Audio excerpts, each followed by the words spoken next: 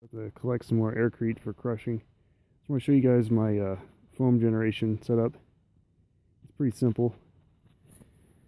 I've just got this little tire inflator pump for my pressure.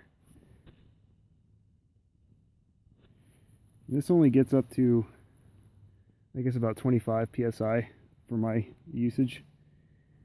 I get good foam, and I try to stir in the foam as I'm or stir the foam into the concrete or the cement as it's being produced, because I feel like that gives you the best bubble mixing in without combining.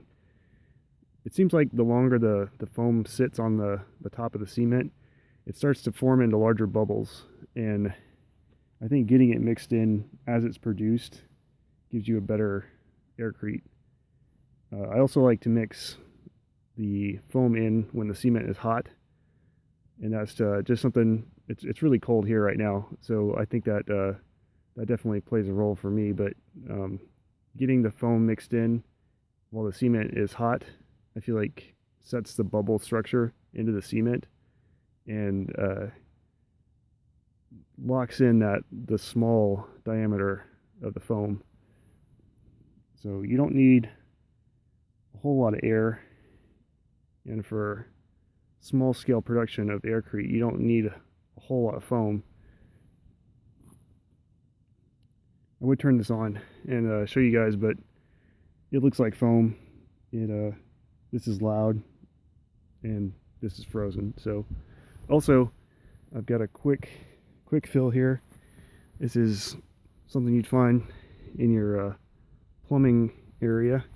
It's a vent valve for your drain system in your plumbing, and I just push this down and fill up, pour in some soap and fill it up with water.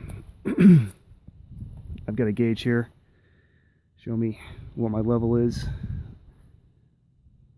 A valve for my air, a valve for the soapy water, and a place where they come together. And that's the big trick to the system, is combining the right amount of liquid and air and getting it into, that goes, it just splits off here and changes over to a different tubing, and this is filled with the stainless steel, like Brillo pad kind of thing.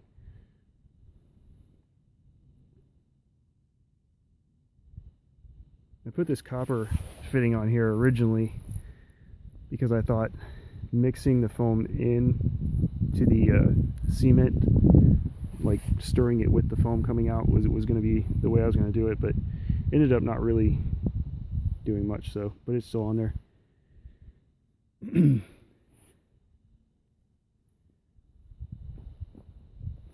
Yeah, I'll show you guys the concrete that it makes, because really the proof is in the pudding. Doesn't really matter what your foam looks like, it matters what your aircrete looks like.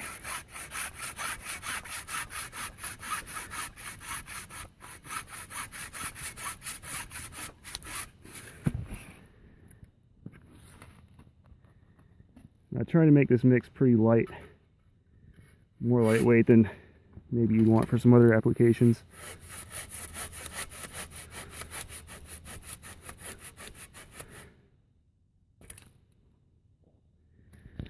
So you can easily break it apart and get it into the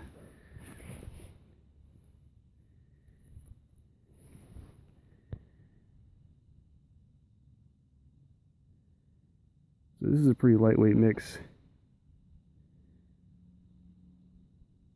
but it's fairly uniform in the bubble grouping.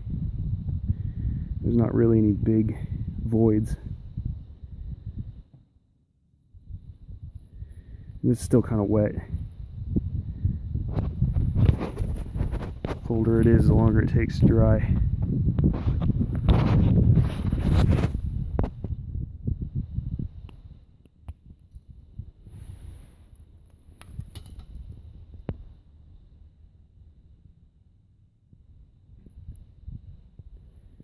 that'll be easy to crush apart and make the powdered aircrete.